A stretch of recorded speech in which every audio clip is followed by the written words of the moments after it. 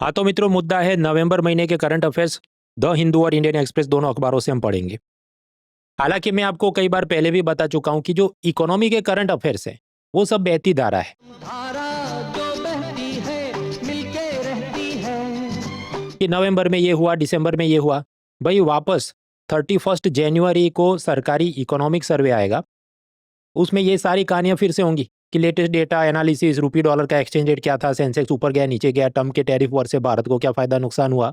और उसके बाद नया बजट आएगा, वापस वही सब योजनाओं का पुनरावर्तन करेगा। और अपनी एग्जाम कल सुबह नहीं है, अपनी एग्जाम मई महीने में है, याद रखिए। फिर कोई दिल वाला काहे को घबराए, करम पम तो अब सबको मेरी सलाह है, इकोनॉमी के करंट अफेयर्स की छाती पीटना बंद करिए। हालांकि मैं हर महीने ऐसे वीडियो बनाता हूं, मंथली इकोनॉमिक करंट अफेयर्स, ताकि बाकी कोई परीक्षाओं की लोग तैयारी कर रहे हैं उनको सुविधा रहे। अब जॉब ट्रैकर की मैं बात करूं तो बड़ी परीक्षाएं जो हो रही थी, ईपीएफओ की एग्जाम खत्म हो गई। उत्तर प्रदेश की भी जो यूपीपीएससी प्रीलिम्स थी वो खत्म हो गई, शायद उसका रिजल्ट भी आ गया। अब बड़ी परीक्षा कौन सी दिख रही है, तो डीआरडीओ के अंदर 764 असिस्टेंट और टेक्नीशियंस की भर्ती होने वाली है। उसका फॉर्म 9 दिसंबर को निकलेगा, तब आप उसको सब पढ़ पाएंगे, क्या एलिजिबिलिटी वगैरह। तो ये एक बड़ी चीज़ आ रही है। खैर, आज के इस वीडियो का फ्लो है कि नवंबर 2025 में इकोनॉमी के जो करंट अफेयर्स थे, एग्जाम के लिए जो काम के थे, उसमें से 15-20 बड़े हेडलाइंस का मैं आपको ओवरव्यू दूंगा। बाकी पूरा लेक्चर 1 घंटे का मैंने अनअकैडमी में फ्री पढ़ाया है, आप वहां से देख सकते हैं। और उसी लिंक से आप इस लेक्चर का पावर पॉइंट भी डाउनलोड कर सकते हैं। तो लिंक में आपको सब मिल जाएगा। चलिए शुरू करते हैं। इकोनॉमी में 6 पिलर में पढ़ाता हूँ। सबसे पहला पिलर है मनी, बैंकिंग, फाइनेंस, इंश्योरेंस। तो उसमें पिलर 1A1, ये सब मनी का एवोल्यूशन, यूपीआई, बिटकॉइन, इसमें क्या हुआ। तो मनी में सबसे पहले क्या, मनी के अलग अलग प्रकार होते हैं, उसमें क्या पुनरावर्तन या नई बातें हो रही है। अमेरिका में जो डॉलर करेंसी है, तो उसका सबसे छोटा यूनिट है 1 सेंट। 1 सेंट को वो लोग पैनी भी बोलते हैं। लेकिन ये पैनी का सिक्का बनाने में जितनी धातु लगती है, खर्चा होता है, वही 4 सेंट हो रहा है। तो ट्रम्प जो खुद ही एक बिजनेसमैन, बिजनेस माइंडसेट वाला आदमी है, उसने कहा ये तो नहीं परवड़ेगा, this is not profitable business. तो पैनी छापना या बनाना उन्होंने बंद कर दिया। अमेरिका में कुल मिलाकर सिक्के देखिए, 1 सेंट को पैनी बोलते हैं, 5 सेंट को निकल बोलते हैं, 10 सेंट को डाइम बोलते हैं, 25 सेंट को क्वार्टर बोलते हैं, और 100 सेंट हो जाए तो उसको बोलते हैं $1। तो ये जो पैनी है उसको बनाने का खर्चा ज़्यादा, इसलिए बंद कर दिया। हालांकि ये पहली बार भी नहीं हुआ है, इतिहास का पुनरावर्तन ही है। कई सालों पहले अमेरिका में सिल्वर डाइम, मतलब 10 सेंट का जो कॉइन था वो सिल्वर का रहता था। पर सिल्वर इतना महंगा हो गया और पब्लिक फिर क्या वो करेंसी यूज नहीं करेगी, घर पे छुपा के रखेगी, पिघला के ज्वेलरी बनाएगी। तो सरकार ने निर्णय लिया ये सिल्वर नहीं, निकल से बनाएंगे। तो ये 60s में हो चुका है। अब इसके साथ जुड़ी एक थियरी है। एक होता है फुल बॉडीड कॉइन्स, मतलब समझिए ये अगर 10 सेंट का सिक्का है, लेकिन इसमें जो सिल्वर है वो उसकी वैल्यू $2 हो, तो ये तो ऐसा हुआ ना कि फेस वैल्यू के मुकाबले उसकी धातु की इंट्रिंसिक वैल्यू बहुत ज़्यादा हो गई। तो जहाँ पर कीमती धातु दबा दबा कर भरी हो, जिसको आप पिघलाएंगे बेचेंगे तो आपको और मुनाफा होगा, ऐसे सिक्कों को कहते हैं फुल बॉडीड कॉइन्स। उसके विपरीत जो होगा टोकन कॉइन्स, कि जहाँ पर आप सस्ती धातु इस्तेमाल करते हैं उसको पिघला के बेचेंगे तो आपका लॉस ही होना है। तो टोकन कॉइन्स, आजकल भारत के जितने भी ये सिक्के हैं सब टोकन कॉइन टाइप के हैं। तो वीडियो पॉज करके आप ये थियरी पढ़ लो। 4 3 2 1, आगे बढ़ते हैं। एक सिंपल एमसीक्यू जवाब भी मैंने टिक कर दिया है। 4 3 2 1। चलिए, तो मनी का एवोल्यूशन टाइप्स में हमने कुछ अपडेट्स देखे। फिर ये मोबाइल बैंकिंग, डिजिटल पेमेंट्स। तो भारत में आप जानते हैं यूपीआई है, उसी तरह यूरोपियन यूनियन में टिप्स नाम की सिस्टम है। इन दोनों के बीच कोलैबोरेशन या अग्रीमेंट साइन किया गया ताकि हमारे प्रवासी यूरोप में आराम से यूपीआई से सब शॉपिंग कर सकें, उसके क्यूआर कोड स्कैन कर सकें, और यूरोप की पब्लिक भारत में घूमने उनको सुविधा रहे। तो ऐसा नया डील साइन हुआ है इंडिया और ईयू के टिप्स के बीच। ये याद रखना है, क्योंकि आईएएस तो नहीं, पर बाकी जो सीडीएस सीएपीएफ में ऐसे वो प्रश्न पूछते हैं, दुबई के साथ अग्रीमेंट साइन किया, उसका एक बार पूछा, चलते रहता है। नेक्स्ट, तो यूपीआई बिटकॉइन में ये 2 अपडेट जानने लायक थे। उसके अलावा इंडियन एक्सप्रेस ने बड़ा सा इन्वेस्टिगेटिव रिपोर्ट भी बनाया था कि कैसे क्रिप्टो करेंसी का मार्केट इतना बड़ा हो गया वगैरह, पर वो ऑलरेडी कई बार हम थियरी समझ चुके हैं क्या जोखिम है क्रिप्टो करेंसी बिटकॉइन के। तो कुछ खास मजा नहीं था। फिर आगे बढ़ते हैं, तो पिलर 1A2, आरबीआई की मॉनेटरी पॉलिसी, सीआरआर, रेपो वगैरह। तो अभी दिसंबर महीने में आरबीआई ने रेपो रेट को और सस्ता किया कि जो पहले 5.5% था उसको और 25 बेसिस पॉइंट सस्ता किया, तो 5.25%, और इसके चलते लोन सस्ते होंगे, पब्लिक दे दनादन शॉपिंग करे वगैरह बातें। वो मैं अभी नहीं पढ़ा रहा, क्योंकि समझो आज के वीडियो का टाइटल क्या है, नवंबर के करंट अफेयर्स पढ़ने हम आए हैं, तो दिसंबर में जो हुआ हम पढ़ेंगे बेशक, पर वो जनवरी में पढ़ेंगे। तो ये खत्म हो गया आरबीआई मॉनेटरी पॉलिसी। फिर पिलर 1C, शेयर मार्केट में क्या चल रहा है। मित्रों, कोरोना के बाद धीरे धीरे यूपीएससी ने अपना एग्जाम कैलेंडर चेंज कर दिया है कि अब जनवरी में फॉर्म आएगा, मई महीने में प्रीलिम्स है, अगस्त में मेंस है, तो उस हिसाब से मुझे भी अपनी इकोनॉमी की बैचेस को अलाइन करना होगा। तो इस बार 25 दिसंबर क्रिसमस से मेरा इकोनॉमी का नेक्स्ट कोर्स शुरू होने वाला है, और ये चीज़ अनअकैडमी के पावर हाउस बैच का हिस्सा है, जहाँ पर केवल 9,999 में आपको सुदर्शन सर, जिन्होंने ज्योग्राफी 17 नवंबर से पढ़ाना शुरू कर दिया, मधुकर सर ने सी सेट 1 दिसंबर से पढ़ाना शुरू कर दिया, प्रतीक सर ने हिस्ट्री 6 दिसंबर से पढ़ाना शुरू कर दिया, और 25 दिसंबर क्रिसमस से मेरा इकोनॉमी का कोर्स आ रहा है। बाकी भी पॉलिटी से लेकर science, technology, art, culture, current affairs, सब कुछ इसमें शामिल है, for only 9,999 using the discount code monal.org। हालांकि आप इसमें गलत एक्सपेक्टेशन से भी ज्वाइन ना करें, ये केवल उनके लिए है जो पहले से थोड़ा बहुत पढ़ के बैठे हैं। अब शून्य से तैयारी करें तो 5-6 महीने में कुछ कल्याण हो नहीं सकता, दिल नहीं छोटा करना है। पर ऐसे बिगिनर्स को, ऐसे विद्यार्थियों को मेरी सलाह है कि आप 2027 की प्रीलिम्स और मेंस को टारगेट करें। यानी मित्रों, केवल आपको प्रीलिम्स 2026 टारगेट कर रहे हैं तो अनअकैडमी की स्टोर टैब पे जाइए, वहाँ पर ये पावर हाउस बैच मिल जाएगा। और अगर आप 2027 को टारगेट कर रहे हैं तो प्रीलिम्स और मेंस कॉम्प्रिहेंसिव सब कुछ आपको मिले, उसकी फीस थोड़ी ज़्यादा होगी, but using discount code monal.org उसमें भी आपको लाभ मिलेगा। ऑफकोर्स मित्रों, ये सब में अलग अलग टाइम पर इनके डिस्काउंट ऑफर चलते रहते हैं, लेकिन मेरी सलाह है जितना जल्दी आप जुड़ेंगे तो आपका कोर्स जल्दी कंप्लीट हो, तो फिर आप रिवीजन और मॉक टेस्ट पे ध्यान दे पाए। बाकी डिटेल्स डिस्क्रिप्शन में है। चलिए आगे बढ़ते हैं।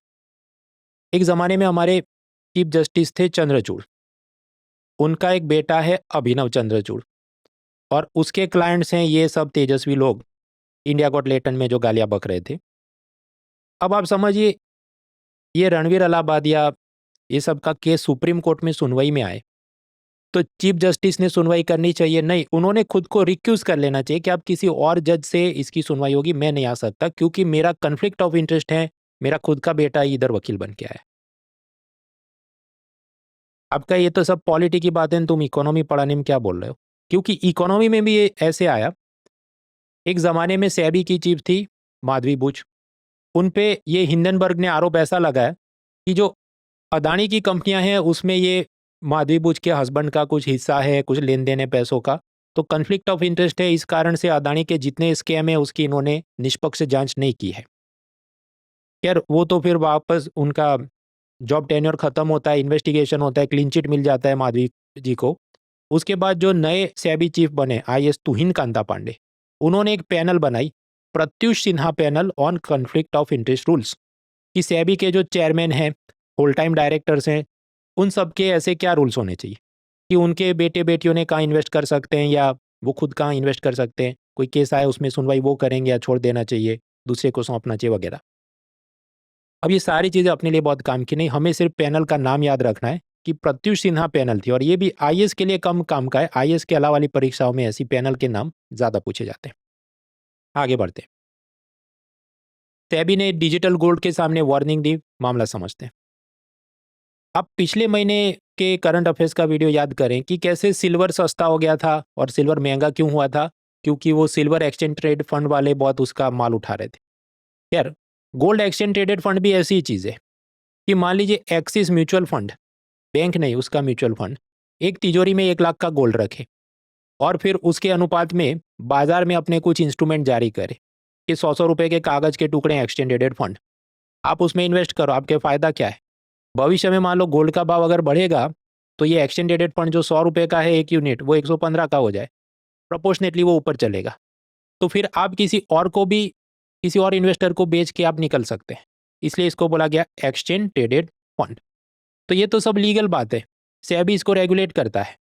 और ये जो एक्सिस म्यूचुअल फंड है उसने ऐसे अगर इंस्ट्रूमेंट जारी किए तो उसने कायदे से फिजिकल गोल्ड उतने किलोग्राम किसी तिजोरी में रखना होगा तभी वो जारी कर सकता है, और सेबी उसको इन्वेस्टिगेट करती है। ये तो बराबर है। तो गोल्ड एक्सचेंज ट्रेडेड फंड वो तो समझो सब लीगल बात है। तो इलीगल या नॉट लीगल क्या है? Digital gold. आजकल आप जानते हो बहुत सारे चिकने स्टार्टअप वाले आ गए हैं कि हमारा ऐप इंस्टॉल करो, इससे अगर आप मोबाइल रिचार्ज करोगे, लाइट बिल, फ़ोन बिल भरोगे, तो आपको कैशबैक में हम डिजिटल गोल्ड देंगे। लेकिन उसमें ऐसी कोई गारंटी नहीं है कि वो उसने तिजोरी में कोई गोल्ड रखा है और उसका यूनिट आपके मोबाइल वॉलेट में वो दे रहा है। भविष्य में आपको पैसा मिलेगा, वो गोल्ड का भाव बढ़ा, आपको प्रॉफिट मिलेगा, कोई गारंटी नहीं है। तो सेबी ने ऐसे डिजिटल गोल्ड टाइप की चीज़ों से वार्न किया इन्वेस्टर को कि इसमें मत पड़ो। आगे बढ़ते हैं। भारत के मुख्य आर्थिक सलाहकार यानी कि चीफ इकोनॉमिक एडवाइजर वो थोड़े दुखी हैं, नाराज हैं कि आईपीओ के नाम पे ये जो स्टार्टअप वाले हैं, they are becoming exit vehicle for the early investors rather than tool for raising long term capital. समझते हैं। जैसे एक बड़ा फॉरेन इन्वेस्टर है सॉफ्ट बैंक, उसने भारत की एक स्टार्टअप लेंसकार्ट में 2019 में इन्वेस्ट किया 200 करोड़। अब लेंसकार्ट का आईपीओ आया था नवंबर में। तो मित्रों समझो, आईपीओ आया उसका मतलब क्या, लेंसकार्ट कंपनी आम जनता को सबसे पहली बार ऑफर करे कि हमारी कंपनी के कुछ शेयर्स खरीदो, हमको पैसा दो। तो आईपीओ के नाम पे दो बातें हो सकती हैं। एक कि नए शेयर्स जारी किए जाएं तो कंपनी को नई पूंजी मिले और उससे लेंसकार्ट वाला अपना बिजनेस एक्सपांड करे, जो कि अच्छी बात है। लेकिन उसी के साथ कुछ जो पुराने इन्वेस्टर्स होते हैं वो करेंगे ऑफर फॉर सेल यानी ओएफएस, कि वो अपने एग्जिस्टिंग पुराने शेयर्स दूसरों को चिपका के निकल लेंगे। तो सॉफ्ट बैंक ने यही किया कि जो 200 करोड़ के शेयर्स उसने इन्वेस्ट किए थे 2019 में, 2025 के आईपीओ में वो सब बेच दिया 5 गुना भाव पे, 1000 करोड़ रुपए मिल गए। तो उसे हम रिपाट्रिएशन कहते हैं, जब फॉरेन इन्वेस्टर अपना पैसा लेके निकल जाए। और आईपीओ में ऐसे एग्जिस्टिंग इन्वेस्टर अपने जो बेचते हैं उसको हम कहते हैं ऑफर फॉर सेल। तो हमारे जो चीफ इकोनॉमिक एडवाइजर साहब है उनको नाराजगी है कि ये तो भाई पुराने इन्वेस्टर बेच के भाग रहे हैं, इसमें इकोनॉमी को क्या फायदा है। वीडियो पॉज करके आप हेडलाइन पढ़ लो फिर से, 4, 3, 2, 1। इसका काउंटर आर्ग्यूमेंट ये है, जो क्रिटिक्स लिख रहे हैं कि नागेश्वरन साहब देखिए, आईपीओ में या स्टार्टअप वाले में जिसने भी इन्वेस्ट किया तो धर्मशाला थोड़ी खोली थी, उसको कभी तो मुनाफा मिले तो निकलेगा ना। तो ये तो it is a sign of healthy economy, इसमें कुछ गलत नहीं है। हालांकि एफडीआई वाले ऐसे पैसे जो निकाल रहे हैं, तो आईपीओ के अंदर ऑफर फॉर सेल में अपने पुराने शेयर बेच के वो निकले करीब 83,000 करोड़ रुपीस उन्होंने 2025 में लेके भागे। और उसके अलावा भी सेकेंडरी मार्केट में बाकी कंपनियों के शेयर खरीदे बेचे, कुल मिलाकर 1.5 लाख करोड़ रुपए 2025 में ये एफडीआई वाले सब लेके निकले हैं। और उसके चलते भारत में डॉलर की शॉर्टेज हो गई और रुपया गिर के 90 हो गया, जिसका मैंने अलग वीडियो 1-2 दिन पहले बनाया था। आगे बढ़ते हैं। शेयर बाजार की बात कर रहे हैं, तो जो बड़ी बड़ी कंपनियां हैं, माइक्रोसॉफ्ट में समझो उसका चेहरा कौन है, सत्या नादेला, सुंदर पिचई, कोई भी हो, कोई फर्क नहीं पड़ता। अब माइक्रोसॉफ्ट को माइक्रोसॉफ्ट के लिए खरीदते हैं। लेकिन इलॉन मस्क ने अपने को ऐसा ब्रांड बना दिया है कि मैं ही ये स्पेस एक्स और टेस्ला सब कंपनी का चेहरा हूं, मैं ही कीमैन हूं। इसका नुकसान ये है कि इलॉन मस्क कंट्रोवर्सी में फंसता है तो टेस्ला गाड़ियों की सेल खराब होती है। जब उसने ट्रम्प का साथ दिया, डॉज नाम की एक संस्था में वो जुड़ गया और सरकारी लोगों को नौकरी से निकालने लगा, टेस्ला की शेयर्स गिर गए, गाड़ियों को लोगों ने बॉयकॉट किया। अब 2025 नवंबर में इलॉन मस्क ने टेस्ला के बोर्ड ऑफ डायरेक्टर्स को ब्लैकमेल किया, धमकी दी कि मेरा सैलरी पैकेज बढ़ा के तुम $1 ट्रिलियन कर दो, वरना मैं छोड़ के चला जाऊंगा और आपकी कंपनी की गाड़ियां कोई खरीदेगा नहीं फिर। और उनका बोर्ड ब्लैकमेल भी हो गया और उन्होंने $1 ट्रिलियन का पैकेज इलॉन मस्क को दिया है। तो दिस इज की मैन रिस्क।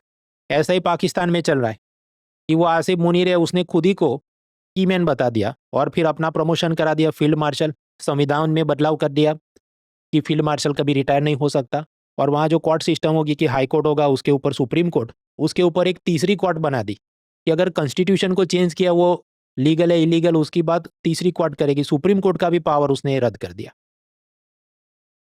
खैर, अब आप वीडियो पॉज करके यूपीएससी का निबंध पढ़िए, 4, 3, 2, 1।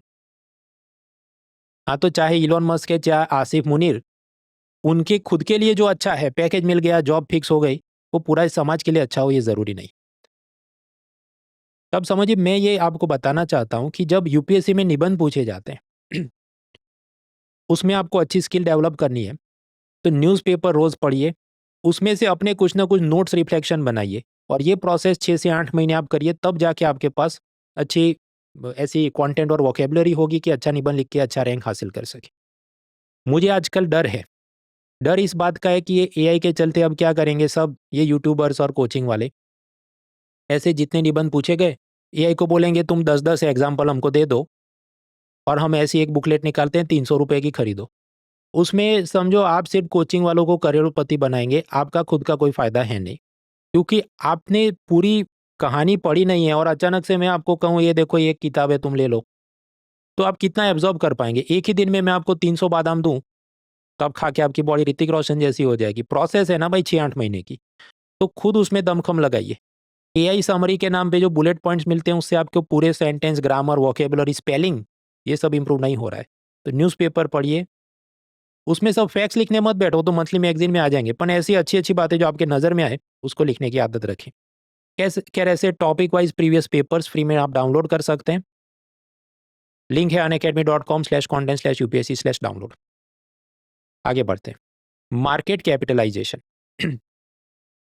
मान लीजिए एक एप्पल का भाव है 10 रुपये और ये टोकरी में 5 एप्पल है, तो इस टोकरी का वैल्यू या कैपिटलाइजेशन कितना हुआ? Price into quantity equal value, कितना? 50 हो गया। उसी तरह टेस्ला कंपनी के शेयर्स का भाव है $400 का एक शेयर है और ऐसा 1 यूनिट 2 यूनिट ऐसे कुल मिलाकर 3.5 बिलियन यूनिट शेयर्स हैं।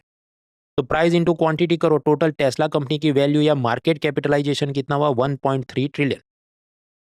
स्टार्टअप कंपनियां हैं, अगर उनका ऐसा वैल्यूएशन $1 बिलियन या उससे ज़्यादा हो जाए तो हम कहें ये यूनिकॉर्न कंपनी है। खैर वीडियो पॉज करके क्वेश्चन ट्राई करिए। 4 3 2 1। तो मित्रों एनवीडिया कंपनी, उसका मार्केट कैपिटलाइजेशन मतलब उसकी कंपनी के एक एक शेयर का भाव multiply with quantity of shares equal value, वो पहले $4 ट्रिलियन था, बढ़ते बढ़ते अभी वो नवंबर में 5 ट्रिलियन को क्रॉस कर गया। दुनिया की ये ऐसी सबसे पहली कंपनी है। तो first statement is correct. Second कहता है रिलायंस टॉप 25 कंपनियों मार्केट कैप के हिसाब से गलत है भाई, मार्केट कैप के हिसाब से वो तो 60 प्लस में आएगा। तो answer is only 1 is correct. फिर आईएएस में इतना बारीक नहीं पूछते, बाकी परीक्षाओं में including Indian engineering service exam में ऐसा सब कंपनियों का जनरल नॉलेज कुछ कुछ बार वो पूछ लेते हैं। आगे बढ़ते हैं। शेयर बाजार, बॉन्ड बाजार। तो मसाला बॉन्ड्स, जिस पर 1-2 दिन पहले ही मैंने वीडियो बनाया, मैं फिर से ओवरव्यू जल्दी से दे दूं आपको। मसाला बॉन्ड मतलब भारत के बाहर जारी किए जाए और रुपी करेंसी में जारी किए जाए। तो समझो टॉम क्रूज ने खरीदा तो उसके पास डॉलर होगा, वो अपनी जिम्मेदारी पर रुपये में कन्वर्ट करके ये बॉन्ड खरीदे, मसाला बॉन्ड है। ऐसा पैसा जो आता है भारत की कंपनियों को, सरकारी कंपनियों को, प्राइवेट कंपनियों को, वो इन्वेस्टमेंट में मिलता है। केरला की एक सरकारी कंपनी केरला इंफ्रास्ट्रक्चर की, तो उन्होंने यूके, सिंगापुर में ऐसे मसाला बॉन्ड जारी किए, करीब 2000 करोड़ उठाए। इसके वास्ते आरबीआई की परमिशन ली थी, फाइनेंस मिनिस्ट्री की परमिशन नहीं ली थी। तो अपने सीएजी ने इस पर विरोध जताया, ईडी की इन्वेस्टिगेशन चालू हो गई। ये सब चल रहा है, वीडियो अलग से मैंने बनाया था। तो we are done with pillar 1 में क्या यूपीआई बिटकॉइन हो गया, सीआरआर रेपो हो गया। बैंकिंग में खास जाने लायक कोई अपडेट नहीं, शेयर बाजार के 4-5 अपडेट मैंने आपको बताए। Then pillar 1D insurance, pension, financial inclusion. सबसे पहले तो वीडियो पॉज करके क्वेश्चन ट्राई करिए। 4 3 2 1। ओके। फॉर्मल वर्कर्स मतलब जिनके पास कागज का टुकड़ा है, कुछ जात का अपॉइंटमेंट लेटर है कि मैं ये काम कर रहा हूँ। तो रिलायंस इंडस्ट्री में काम कर रहा है, उसको आप क्या कहेंगे? सैलरीड वर्कर, हर महीने उसको तनख्वाह मिलेगी। दूसरे हो सकते हैं गिग वर्कर्स, कि कोई कहे मैं ये स्विगी जोमेटो का डिलीवरी बॉय हूँ, लेकिन उसका अपने मालिक के साथ कोई ट्रेडिशनल एम्प्लॉयर एम्प्लॉय रिलेशनशिप नहीं है, पारंपरिक नहीं, गैर पारंपरिक है। समझिए स्विगी जोमेटो के डिलीवरी बॉय शायद उनका कोई ऊपर बॉस उनको पता ही नहीं हो, क्योंकि उसको सारे आदेश एक ऐप से मिलते हैं। अगर वो जिस दिन काम नहीं गया उसको सैलरी नहीं मिले, काम पे गया तो भी गारंटी नहीं है कि सैलरी मिले, क्योंकि वो कितनी डिलीवरी देता है उस हिसाब से पीस रेट पे उसको पैसे मिलते हैं। तो वो थोड़ा अलग चीज़ है, उसे हम कहते हैं गिग वर्कर्स। अब ऐसे गिग वर्कर भी 2 जात के होते हैं। एक जो ऐसे डिजिटल प्लेटफॉर्म से जुड़े हुए हैं, जैसे अमेजॉन, फ्लिपकार्ट, स्विगी, जोमेटो, ओला, उबर, कि ये सब प्लेटफॉर्म क्या करें? एग्रीगेशन, एकत्रीकरण। एक तरफ सारे कस्टमर्स हैं, दूसरी तरफ सारे डिलीवरी बॉयज हैं, उसको जोड़ रहा है। तो अगर डिजिटल प्लेटफॉर्म से इस प्रकार से कोई काम कर रहा है तो ऐसे गिग वर्कर को हम कहते हैं प्लेटफॉर्म वर्कर्स। तो मतलब प्लेटफॉर्म वर्कर क्या है? गिग वर्कर का एक सब टाइप है। इसके अलावा भी गिग वर्कर्स हो सकते हैं जो प्लेटफॉर्म के अलावा काम करते हो, कि मान लो कोई टीचर सीधा खुद का अपना एक ऐप बना दे और मैं ऑनलाइन पढ़ाऊंगा, तो वो तो कोई स्विगी जोमेटो या किसी से आदेश नहीं ले रहा है, खुद सब कर रहा है। ऐसे ही wedding photographer, freelance video editor जो ऑनलाइन अपनी साइट बना के खुद आपको सब सर्विसेज देते हो, तो वो भी गिग वर्कर हैं, पर थोड़े अलग हैं। तो जो दोनों स्टेटमेंट करेक्ट है, फिर से आप क्वेश्चन देख लो 4, 3, 2, 1। ये जो लेबर लॉज को एकत्रित करके 4 कानून बने, उसमें एक नया कानून बना, कोड ऑन सोशल सिक्योरिटी। इसमें ये सारे शब्दों की सबसे पहली बार व्याख्या हुई है। इसके अलावा भी ईपीएफओ, ईएसआईसी, फैक्ट्री लॉ, बहुत सारी चीज़ें, अपन उसमें ये व्याख्या गिग वर्कर की नहीं हुई। तो दिस इज करेक्ट। और दूसरा प्लेटफॉर्म वर्कर, ये गिग वर्कर का सब टाइप है, that is also correct. Both are correct. अब कहीं ऐसा तो तुम 500 पेज का अगर कानून है तो 500 पेज का हम याद रखेंगे, नहीं। मैंने ये चीज़ें सिर्फ कॉपी की हैं इंडियन एक्सप्रेस से। देखिए, अगर आप ये सब जितने नए कानून या डेवलपमेंट्स होते हैं उसके अगर आप पीवाईक्यू देखें, ज़्यादातर केस में यूपीएससी ये करता है कि द हिंदू, इंडियन एक्सप्रेस या प्रेस इन्फॉर्मेशन ब्यूरो यानी पीआईबी, वहाँ जो फीचर लिखे हैं उसी को कॉपी पेस्ट करके थोड़ा ट्विस्ट करके आपको सवाल पूछता है। तो उतना जनरल नॉलेज पता होना चाहिए। ऐसा गिग वर्कर का थोड़ा और general knowledge Indian express article से पता करते हैं। तो मित्रों, ये जो कोड ऑन सोशल सिक्योरिटी है, उसमें कहा गया एक फंड बनाया जाएगा जिसका नाम होगा social security fund for gig workers. इसमें पैसा कौन देगा? Union government, state government. कंपनियों ने अपने प्रॉफिट में से कुछ हिस्सा समाज सेवा में लगाना होता है, जिसको हम कहते हैं कॉर्पोरेट सोशल रिस्पॉन्सिबिलिटी। अलग कानून, कंपनीज एक्ट में ये सब प्रावधान है। तो कोई कॉर्पोरेट सोशल रिस्पॉन्सिबिलिटी वाले भी इसमें पैसा डाल सकते हैं। मान लीजिए स्विगी जोमेटो ने किसी से अन्याय किया, तो उस पर जो फाइन पेनल्टी चढ़ी होगी उसका भी पैसा इसमें जाएगा। एडिशनली, ये जो एग्रीगेटर्स हैं, मतलब अमेजॉन, फ्लिपकार्ट, स्विगी, जोमेटो, जो एक तरफ सारे कस्टमर सामने सारे सेलर्स या डिलीवरी बॉय को कनेक्ट कर रहे हैं, ऐसे एग्रीगेटर ने पूरे साल में वो जितना कमाते हैं, मतलब एनुअल टर्नओवर, उसका 1 से 2% भी इस फंड में कंट्रीब्यूट करना होगा। ये सब याद रखना है क्योंकि बड़ा चढ़ाकर सब न्यूज़ आर्टिकल में आया। अब ये सारे पैसों से जो फंड बना है, social security fund for gig workers. Social security मतलब क्या? सामाजिक सुरक्षा। तो उसमें ये वर्कर को इंश्योरेंस, पेंशन, मैटरनिटी बेनिफिट, ये सब मिलेगा। एक खास इसमें रोचक बात यह है कि ये जो भी गिग वर्कर है, ऑफिस से घर या घर से ऑफिस जा रहा है, बीच रास्ते में उसका एक्सीडेंट हो गया, तो वो भी वर्क रिलेटेड इंजरी माना जाएगा, यानी उस पर उसे इंश्योरेंस वगैरह सुविधा मिलेगी। ये भी क्योंकि अखबार में लिखा है इसलिए मैं आपको पढ़ा रहा हूँ, वरना पूरा कानून पढ़ के कोई हम लेबर लॉज इधर पीएचडी करने नहीं बैठ। अब ये तो एक कानून हुआ, ऐसे कुल मिलाकर मजदूरों के 4 कानून। पहले समझो 40 से ज़्यादा कानून थे, उसको कंबाइन करके अब 4 किए।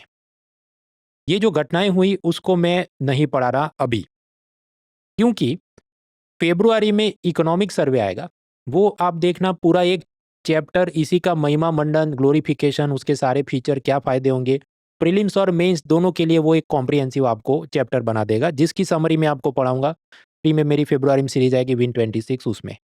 तो इस कारण से अभी हम पीएचडी नहीं कर रहे क्योंकि उस वक्त करनी है। ये 1-2 तो जाने लायक मुद्दे थे इसलिए मैंने आपको बताया। चलिए आगे बढ़ते हैं। Dark patterns. जैसे आप ऑनलाइन एसी खरीदो, मान लो ऑनलाइन एसी खरीदा, उधर भाव लिखा है 25,000, लेकिन आप जैसे चेकआउट पेज पे जाए तो फिर वो डिलीवरी फीस के और 500, इसका इंस्टॉलेशन चार्ज और 50 बोल के भाव बढ़ा देते हैं। तो इसे हम कहते हैं डार्क पैटर्न, कि आपको धीरे धीरे वो गोली पिला के नीचे उतारता है।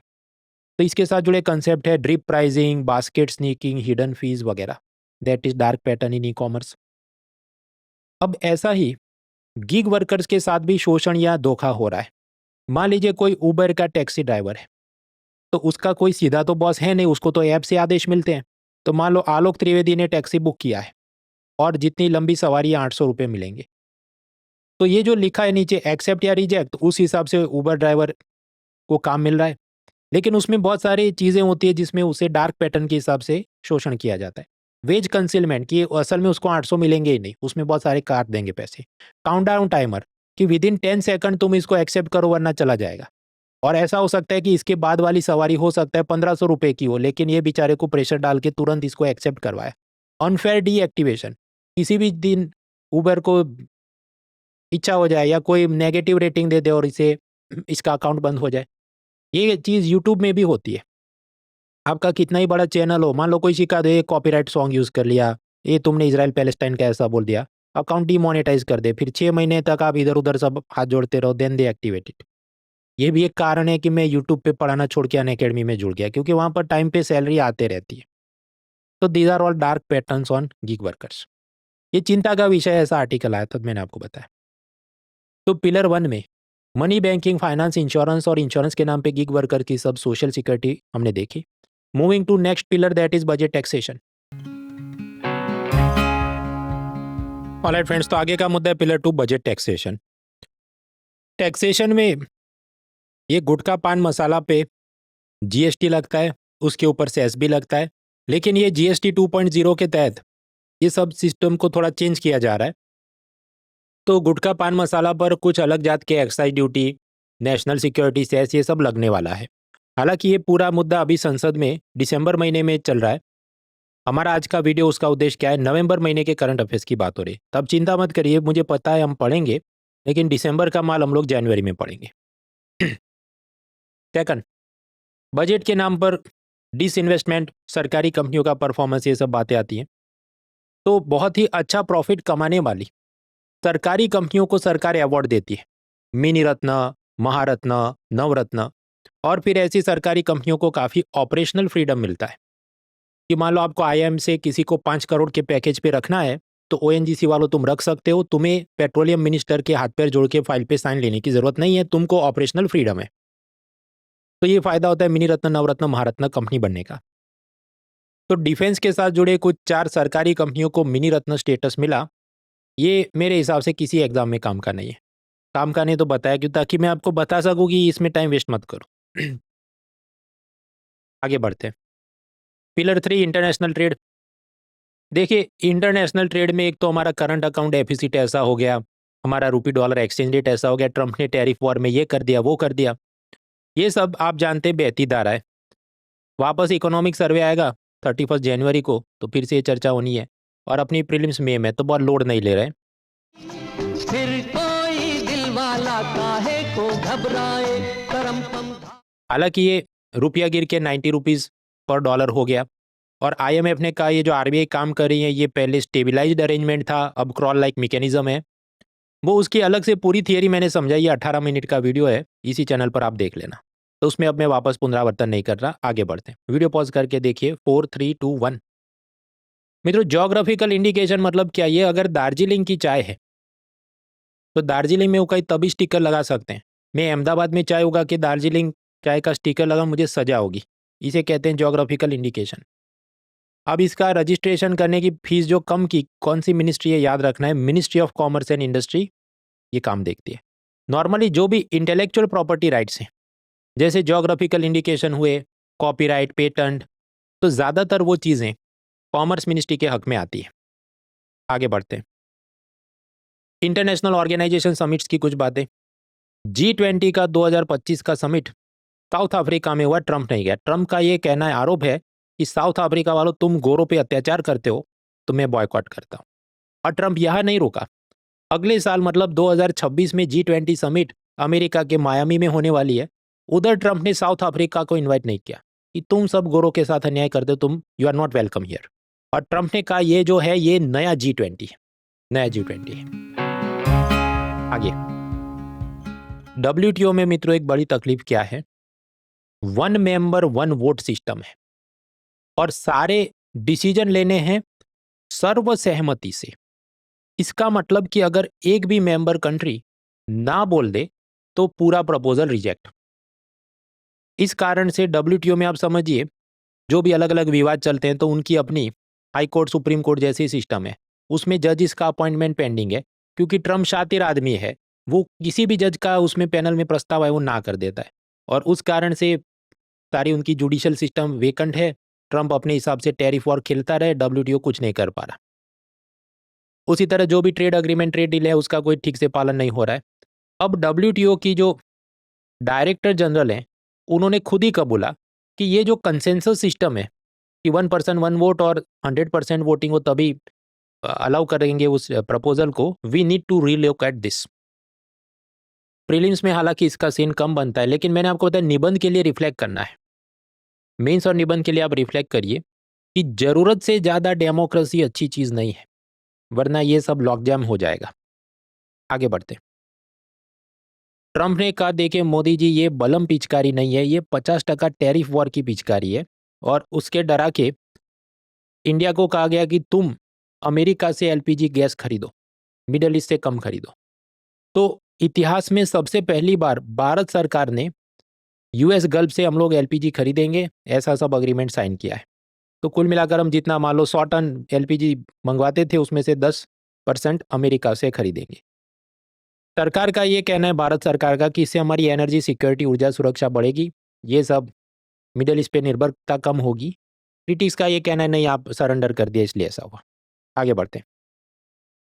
आसियान देश, उसमें जो भी Brunei, Cambodia, Indonesia, Laos, Malaysia वगैरह देश हैं,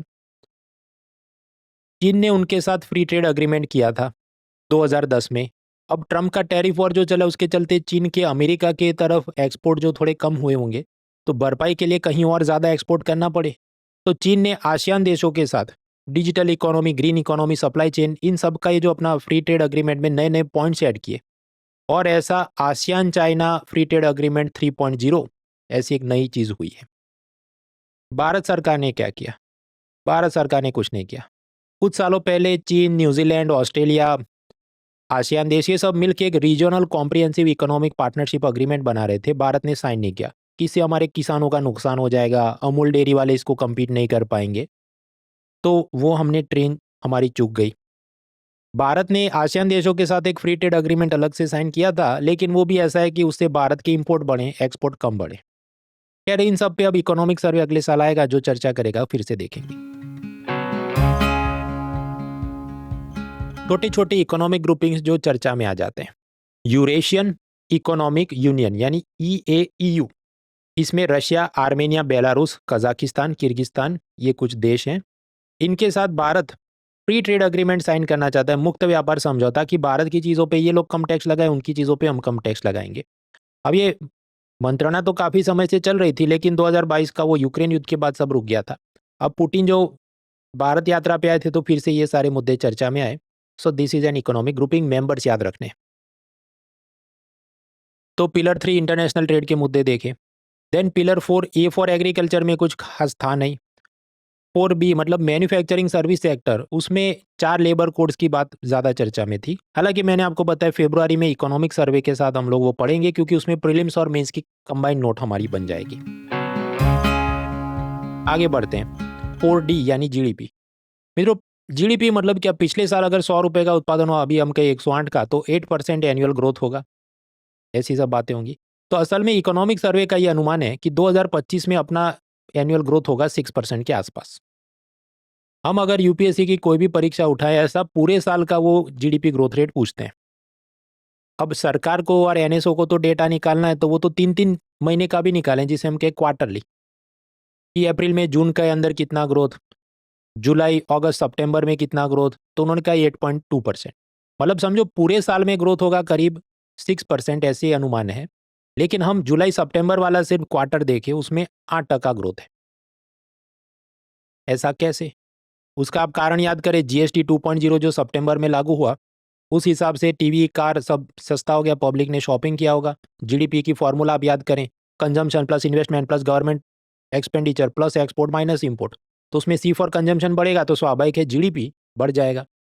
तो पिछले साल मतलब क्वार्टरली का मतलब क्या है कि हम अब समझो 2025 और 2024 के जुलाई से सितंबर में मान लो 100 रुपये का GDP था, तो 2025 के जुलाई से सितंबर में हमारा 108 रुपये का GDP है। तो 8% ग्रोथ है, ऐसी ये बातें हो रही। ये कुछ काम का है नहीं, क्योंकि अगर आप प्रीवियस ईयर क्वेश्चन देखें, कभी भी वो क्वार्टरली तो डेटा पूछते नहीं है, तो क्यों लोड लेना है? पूरे साल का डेटा अभी आएगा ना, इकोनॉमिक सर्वे देख लेंगे। आगे बढ़ो। तो quarterly GDP growth not important, that is pillar 4D GDP। फिर बेस ईयर की बात है, वो भी हर महीने कुछ ना कुछ कॉमेंट्री चलती है। देखिए बेस ईयर क्या है, कि हम कहें GDP 2011 को मान लो बेस ईयर है, मतलब उस वक्त जो चीज वस्तु के भाव थे उसको हम माने 100 रुपये थे। उस हिसाब से फिर हर साल क्या ऊपर नीचे हुआ। ऐसा करते हुए मान लो पिछले साल हो जवाब 130, इस साल जवाब हो 150, तो इधर से इधर कितना बढ़ा? 15%। ऐसे सब उसमें एनालिसिस होंगे। तो एक तो GDP जिसमें आप उत्पादन नाप रहे हैं, वो रुपयों में नाप रहे हैं। फिर एक है इंडेक्स ऑफ इंडस्ट्रियल प्रोडक्शन, उसमें आप उत्पादन नाप रहे हैं, पर जत्थे वॉल्यूम के हिसाब से नाप रहे हैं। और तीसरा है कंज्यूमर प्राइस इंडेक्स, उसमें आप क्या नाप रहे हैं, महंगाई। तो इसके पहले ये बेस ईयर थे, अब ये बेस ईयर होंगे, ये तारीख से डेटा रिलीज होगा। वीडियो पॉज करके देखिए 4 3 2 1। ये तो पहले भी पढ़ा था और फिर से मैंने आपको बता दिया। अब आप समझिए, द हिंदू और इंडियन एक्सप्रेस वालों को ये कहना है कि इंडेक्स ऑफ इंडस्ट्रियल प्रोडक्शन पे पीएचडी करनी है। इंडेक्स ऑफ इंडस्ट्रियल प्रोडक्शन मतलब क्या, सब इंडस्ट्री का सर्वे होगा। अब मान लीजिए भारत में 50 फैक्ट्री है तो 50 को वो सर्वे नहीं करेगा, 5 फैक्ट्रियों का सर्वे करेगा। पर उसमें एक तकलीफ होगी। मान लीजिए जो पहली फैक्ट्री है किसी कारण से बंद हो गई, उसका लोन डिफॉल्ट हो गया, अनिल अंबानी जैसे वांदे हो गए, तो फिर कायदे से 5 तो सर्वे करनी है। आप कहे तो फिर कौन सी नई कंपनी ऐड की जाए, ये छठी कंपनी ऐड करें या फिर एकदम जो बॉटम में होगी 50वीं कंपनी ऐड करें सर्वे के लिए, बराबर। या फिर ऐसा हम नियम बनाए जो सबसे नई पैदा हुई है रजिस्टर्ड है वो कंपनी का सर्वे करें, या सबसे पुरानी जो कंपनी है उसको सीनियोरिटी के हिसाब से ऐड कर दें। एक कंपनी को हटाए तो दूसरी को ऐड करना है सैंपल में। उसके अलग अलग टर्म्स कंडीशन स्टैटिस्टिकल मेथड्स होती हैं। इसकी बॉल बाय बॉल कमेंट्री में लगे हैं द हिंदू, इंडियन एक्सप्रेस, दोनों के सब कॉलमनिस्ट और सस्ते इंटर्न्स की जिंदगी में माँ बाप, भाई बहन, पति पत्नी, हवा पानी खुराक कुछ काम का नहीं है, सिर्फ ये चीज़ काम की है। और यूपीएससी के 100 में से 100 सवाल इसी में से आएंगे। और करंट अफेयर्स पीडीएफ वाले भी इसमें पागल हो गए कि हाँ भाई ऐसा ही होने वाला है। I don't agree with this, don't waste your time. तो तुम बताया क्यों? मैंने बताया इसलिए ताकि मैं आपको बता सकूँ ये सब फालतू चीज़ें काम की नहीं है। एज अ टीचर मुझे पता है मामला क्या, मैं नहीं पढ़ा हूँ इसका मतलब समझिए काम चोरी नहीं है, या ऐसा नहीं कि मुझे नहीं पता है, but they are not important for exam. पुराने पेपर्स देख भी लिया कीजिए। उसी तरह ministry of statistics and programme implementation, हर सुबह उठ को उनको नया सर्वे करना है। तब उन्होंने बोला नेशनल माइग्रेशन सर्वे करेंगे, उसका सब ये स्लाइड में लिखा है। हालांकि मुझे इतना वो काम का लगता नहीं एग्जाम के लिए। आगे बढ़ते हैं। Pillar 5 infrastructure. इंफ्रास्ट्रक्चर के नाम पे आप देखिए इंडिगो के फ्लाइट्स कैंसिल हुए, वांदे चल रहे हैं, लेकिन वो दिसंबर का करंट अफेयर्स है तो उसको हम पढ़ेंगे, लेकिन जनवरी में पढ़ेंगे। अभी हम बात कर रहे हैं नवंबर की। नवंबर में जानने लायक ये था कि ग्रेफाइट वगैरह मिनरल्स के माइनिंग रॉयल्टी में कुछ चेंज किया। मान लीजिए झारखंड में कोयले का खनन करना है, तो अदानी कहे हमको सारे जंगल विस्तार दे दो, हम आपको मतलब सरकार को X% रॉयल्टी देंगे। टाटा कहने हमको दे दो, हम Y% देंगे। तो नीलामी से माइनिंग राइट्स अलॉट होते हैं। अब इसमें ग्रेफाइट में एक तकलीफ ये थी कि पर टन के हिसाब से रॉयल्टी की जाती थी। या आप ऐसे विजुलाइज करो कि आप अगर 100 किलो खोदोगे तो उसमें से 10 रुपये सरकार को देने, मान लो ऐसी बात है। इसका प्राइस के साथ कोई लेन देन नहीं, कितना किलो खोदा इतना पैसा सरकार को दे दो। तो ग्रेफाइट माइनिंग कंपनियों को तकलीफ ये थी कि भाई बाजार भाव ऊपर नीचे हो गया, उस हिसाब से कोई फ्लेक्सिबिलिटी है नहीं, हमारा तो नुकसान हो जाएगा। जत्थे के हिसाब से नहीं, भाव के हिसाब से आप मांगो ना। तो अब जाके सरकार ने रूल्स चेंज किए कि देखो ग्रेफाइट के अंदर इतना कार्बन कंटेंट है, उस हिसाब से 2 से 4% आप हमको पैसा दीजिए, पर वो किलोग्राम के हिसाब से नहीं। उस ग्रेफाइट के एवरेज सेलिंग प्राइस क्या चल रहा है उस हिसाब से आप दीजिए। तो हर साल आप समझो मार्केट में सेलिंग प्राइस ऊपर नीचे होगा, उस हिसाब से कंपनी को फायदा होते रहेगा। ये तो मिनिमम हुआ। तो आप समझिए जब नीलामी होगी वो 2% से नीलामी चालू होगी। फिर टाटा कहे मैं 4% देता हूँ, अदानी कहे मैं 5% देने को दे, जो सबसे बड़ी भाव देगा उसी को सरकार अल्टीमेटली तो अलॉट करेगी। तो ऐसे कुछ क्रिटिकल मिनरल्स जो ये इलेक्ट्रिक व्हीकल, ग्रीन एनर्जी के लिए बहुत ज़रूरी हैं, उनकी रॉयल्टी रेट्स में किलोग्राम की जगह ऐसी बात होगी, एएसपी यानी एवरेज सेलिंग प्राइस के इतने परसेंटेज होंगे। वीडियो पॉज करके जरा पढ़ लीजिए 4 3 2 1। ये कितना परसेंटेज रखा वो इतना लोड नहीं लेना है। ये ग्रेफाइट वगैरह का क्या उपयोग है, ऐसा साइंस टेक्नोलॉजी में आप ज़्यादा याद रखें, that will be more beneficial. आगे बढ़ते हैं। पिलर 5 इंफ्रास्ट्रक्चर खत्म। Pillar 6 human resource development. कई बार मैं आपको पॉवर्टी लाइन पढ़ा चुका हूँ। वर्ल्ड बैंक की एक्सट्रीम पॉवर्टी लाइन क्या है कि आप दिन में अगर $3 भी खर्च नहीं कर पाते तो आप बहुत ही गरीब हैं। भारत की अपनी तेंदुलकर मेथड वो सब अलग है कि तुम एक महीने में 1000 रुपये भी खर्च नहीं कर पाते सिटी एरिया में तो तुम बिलो पॉवर्टी लाइन हो वगैरह। केरला सरकार ने ये कहा देखो हम ऐसी कोई पॉवर्टी लाइन मानते नहीं, हम अपना सर्वे खुद से करेंगे। और सर्वे करके उनको पता चला मान लो कि 60,000 लोग गरीब हैं। फिर सरकार ने उन सबको अलग अलग ये जो आवास योजना, स्कूल योजना, इंश्योरेंस, ये सब में एनरोल किया और सरकार ने कहा अब से ये गरीब नहीं है, जीरो। तो यानी सरकार ने, केरला सरकार ने ये कहा है कि Kerala is free of extreme poverty. ऐसा खुद से खुद ही कोई मेडल दे दिया, ना वर्ल्ड बैंक, ना यूएनडीपी, ना नीति आयोग, किसी ने बोला, इन्होंने खुद से खुद ही को मेडल दे दिया है। That is the current affairs of 2025 नवंबर। और ये पहली बार नहीं हुआ है, इसके पहले भी केरला ने खुद से खुद को अवार्ड दे दिया कि Kerala is India's first fully digitally literate state. ना ऐसा इलेक्ट्रॉनिक्स मिनिस्ट्री ने कहा, ना ऐसा एजुकेशन मिनिस्ट्री ने कहा, केंद्र सरकार की। इन्होंने खुद से ही सर्वे किया कि मान लो 50,000 लोगों को कंप्यूटर चलाना नहीं आता, इनको हमने ट्रेनिंग दी है, फिर इसमें से 10% लोगों का सैंपल सर्वे किया, सबको आता है, तो सब लोग पढ़े लिखे हैं इधर। खैर, तो दैट इज केरला मॉडल। बस तो खेल खत्म। जो जानने लायक 10-15 हेडलाइंस थी मैंने आपको बताई। बाकी पूरा तो ये 1 घंटे का वीडियो था जो मैं ऑलरेडी अनअकैडमी पे लाइव स्ट्रीम कर चुका हूँ, और उधर ही जाके आप इसका पावर पॉइंट भी फ्री में डाउनलोड कर सकते हैं, link is in the description. ये केवल इकोनॉमी की बात हुई। इकोनॉमी के अलावा बाकी भी विषयों के करंट अफेयर्स होते हैं, तो हर महीने अनअकैडमी की मंथली मैगजीन निकलती है जो आप डाउनलोड कर सकते हैं फ्रॉम unacademy.com/content/upsc/downloads। और उधर से आप ये टॉपिक वाइज PYQ प्रीलिम्स में इसका सब डाउनलोड कर सकते हैं। मित्रों, 1-2 करते करते 10 साल कंप्लीट हो गए अनअकैडमी प्लेटफॉर्म को। कई बार यूट्यूबर्स ने वीडियो बनाई, ये कंपनी तो बंद हो जाएगी, बिक जाएगी, पन कायम है। तो अगर हमने 10वें साल में प्रवेश किया है तो रंगारंग कार्यक्रम तो करना पड़ेगा। इसलिए 10 दिसंबर बुधवार को शाम को हम एक प्रतिष्ठा उत्सव करने वाले हैं। आप ऑनलाइन लाइव माध्यम से जुड़ सकते हैं। लाइव स्ट्रीमिंग में जुड़ेंगे, उसमें जो भी क्विज कंपटीशन वगैरह होंगे आपको इनाम जीतने को मिलेंगे, और सब रंगारंग कार्यक्रम है, ज़रूर से जुड़िए। तो यानी बुधवार 10 दिसंबर को अनअकैडमी के 10 साल कंप्लीट हुए, ऐसा प्रतिष्ठा उत्सव है। ऑनलाइन जुड़ सकते हैं, लिंक आपको मिल जाएगा। और उसके बाद 25 दिसंबर क्रिसमस, जिसको गुड गवर्नेंस डे के रूप में भी मनाते हैं, उस गुरुवार से रात 9 बजे से मेरे गुरु शुक्र शनि रवि पैटर्न में इकोनॉमी के क्लासेस शुरू हो रहे हैं। दैट इज PCB 15, जो अनअकैडमी पावर हाउस बैच का हिस्सा है, जो केवल 9999 में आप जुड़ सकते हैं using the discount code moral.org। बाकी सारी डिटेल्स डिस्क्रिप्शन में है। Let's crack it. Unacademy. Let's crack it.